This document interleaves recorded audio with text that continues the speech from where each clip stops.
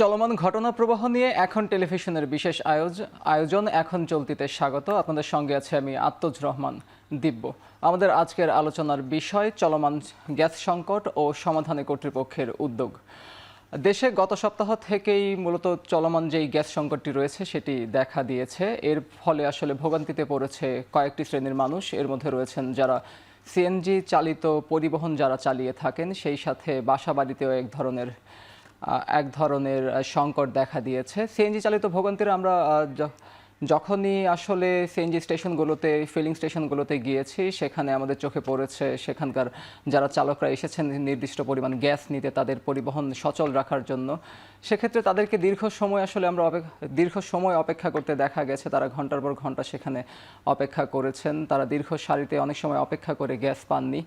কাঙ্ক্ষিত গ্যাস না পেয়ে আসলে অনেক সময় অনেকেই চলে যেতে হয়েছে তাদের থেকে সেই স্টেশন থেকে সেই সারি থেকে তাদের অন্য সারিতে যোগ দিতে হয়েছে, অন্য ফিলিং স্টেশনে যেতে হয়েছে। এবং কিছু কিছু স্টেশনে আমরা গ্যাস সরবরাহ একেবারে নেই দেখেছি, সেখানে আমরা খুব স্পষ্টভাবেই লেখা দেখেছি যে এখানে গ্যাস নেই। সেক্ষেত্রে এই চালকরাও আসলে ভোগান্তিতে পড়েছেন। সেক্ষেত্রে তাদের চালকদের যে ঘন্টার পর ঘন্টা লাইনে দাঁড়িয়ে থেকে যে গ্যাস সংগ্রহের পর যে তাদের একটি দীর্ঘ সময় চলে যায় গ্যাসের লাইনে, সেক্ষেত্রে তাদের ভাড়ার ক্ষেত্রে একটি সমন্বয় করতে হয়। সেক্ষেত্রে আসলে সেই বাড়তি ভাড়াটা যাত্রীদেরকেই আসলে গুনতে হয়, যাত্রীদের থেকেই তারা আদায় করে থাকেন বলে জানিয়েছেন তারা। এছাড়া কিছু গ্যাস স্টেশন আমরা দেখেছি যেখানে একেবারেই সরবরাহ ছিল না, এবং যেখানে কিছু কিছু স্টেশনে ছিল সেখানে গ্যাসের যেই চাপ, মেশিনের মাধ্যমে যেই চাপটি থাকে সেই চাপ কম থাকার কারণে কিছু কিছু আমরা পরিবহন দেখেছি, এমনও পরিবহন চোখে পড়েছে যাদের আসলে শতাধিক টাকার বেশি গ্যাস পাচ্ছে না সেই চাপের কারণে। ফিলিং স্টেশনগুলো আসলে বন্ধ থাকার ফলেই আসলে মূলত এমন তৈরি হয়েছে। এছাড়া বাসা বাড়িতেও এক ধরনের আসলে সংকট আমাদের চোখে পড়েছে, সেই চিত্রটাও আসলে ভয়াবহ।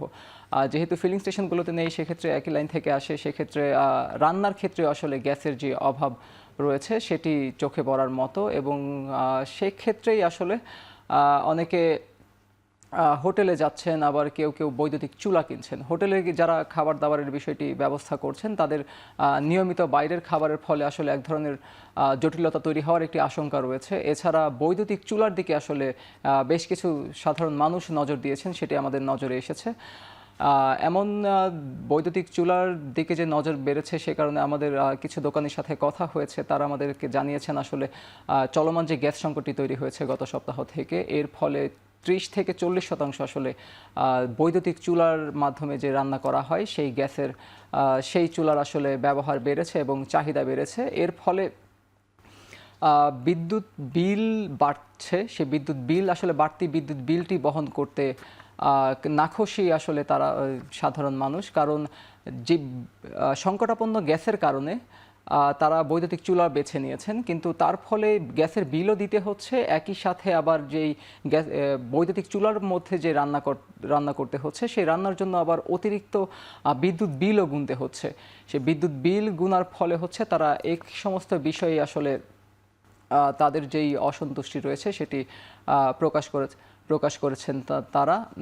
এছাড়া আমরা যদি আরেকটু জানিয়ে রাখি যে গ্যাসের যে সরবরাহ আপাতত সাময়িক সময়ের জন্য যেই প্রতিবন্ধকতা আমরা দেখছি, কিছুক্ষণ আগেই জানাচ্ছিলাম দীর্ঘ সময় আসলে সারিবদ্ধভাবে থাকতে হয়।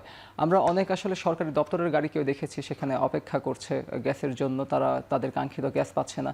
আবার যারা পরিবহন চালিয়ে থাকেন তার কেউ কেউ সিএনজি চালক রয়েছে, কেউ কেউ উবার চালিয়ে থাকেন, তাদের যে মাধ্যমে আসলে তাদের কারো পারিবারিক গাড়ি। আমরা দীর্ঘ সময় এমনও সময় দেখেছি যে গতকাল রাত থেকে কেউ কেউ অপেক্ষা করছেন।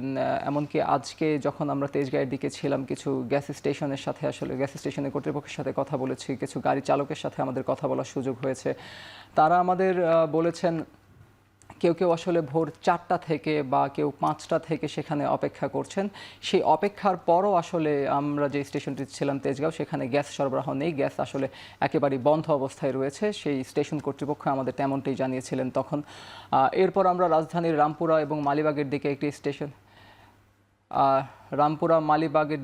একটি স্টেশনে গিয়েছি। সেখানে প্রথমে আমরা গ্যাস স্টেশনে যেতেই যেই দৃশ্যটি আমাদের চোখের সামনে এসেছে সেটি হচ্ছে একটি মাঝারি আকারের প্লেকার্ডে লেখা এখানে গ্যাস নেই।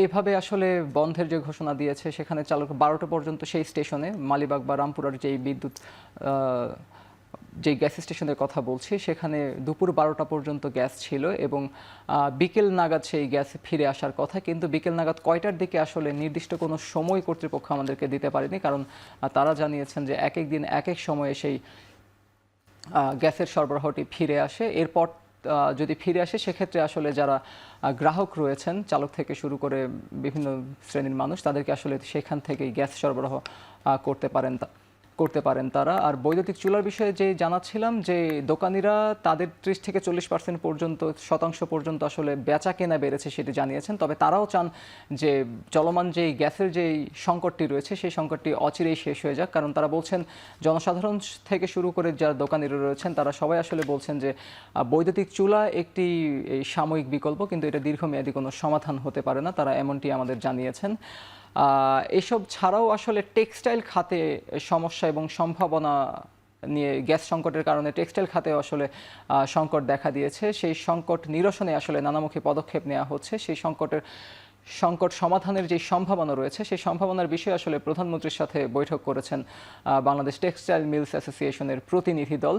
সংগঠনটির সভাপতি বৈঠক শেষে আসলে পরবর্তীতে গণমাধ্যমের সাথে কথা বলেছেন। তিনি সেখানে সময়োপযোগী সিদ্ধান্ত না নেওয়ার কারণে শিল্প খাতে বর্তমানে গ্যাসের বর্তমান যে সংকটটি রয়েছে সেই সংকটটি দেখা দিয়েছে বলে তিনি তার মত প্রকাশ করেছেন এবং সেই সংকট সমাধানে কার্যকর পদক্ষেপ, সরকারের আন্তরিকতা এবং উদ্যোক্তারা যেই ধরনের আসলে উদ্যোগ নিচ্ছেন তাতে টেক্সটাইল মিল ব্যবসায়ী যারা রয়েছে টেক্সটাইল খাতে আরএমজি সেক্টর নিয়ে তারা আসলে এক ধরনের উৎসাহবোধই করছেন বলা চলে।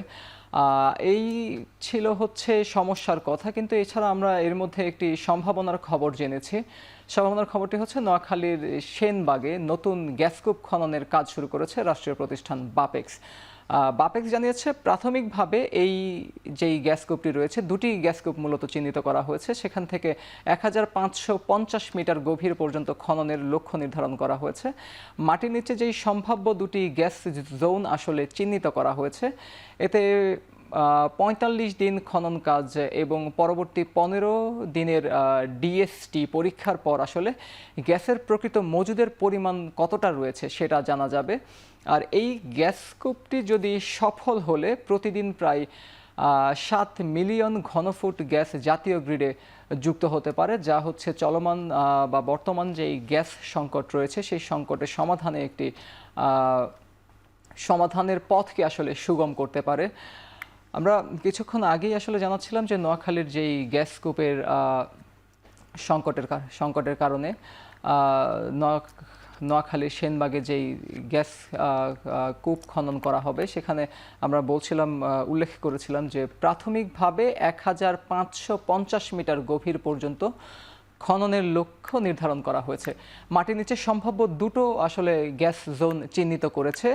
এই দুটো সম্ভাব্য জোনের মধ্যে যদি গ্যাস থাকে সেক্ষেত্রে এতে 45 দিনের খনন কাজ চলবে। 45 দিন খনন কাজের পর এবং পরবর্তী যেই 15 দিন ডিএসটি পরীক্ষার পর গ্যাসের প্রকৃত মজুদের পরিমাণ কতটুকু গ্যাস সেখানে আছে, কতটুকু গ্যাস সেখান থেকে জাতীয় গ্রিডে আসলে যুক্ত করা হবে এবং বর্তমান যে সংকট রয়েছে সেই সংকট সমাধানে সম্ভাব্য কতটা আসলে সমাধানের পথ সুগম করবে সেটি আসলে পরবর্তী যেই ধাপটি রয়েছে ডিএসটি পরীক্ষার মাধ্যমে সেটি জানা যাবে মজুদের পরিমাণ কত।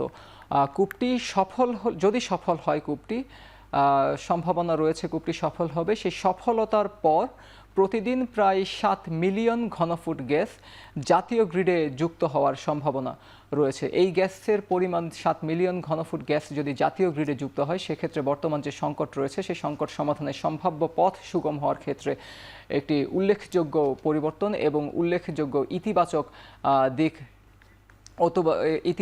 দিক রাখবো সেটাই আশা করছে কর্তৃপক্ষ। দর্শক, এই ছিল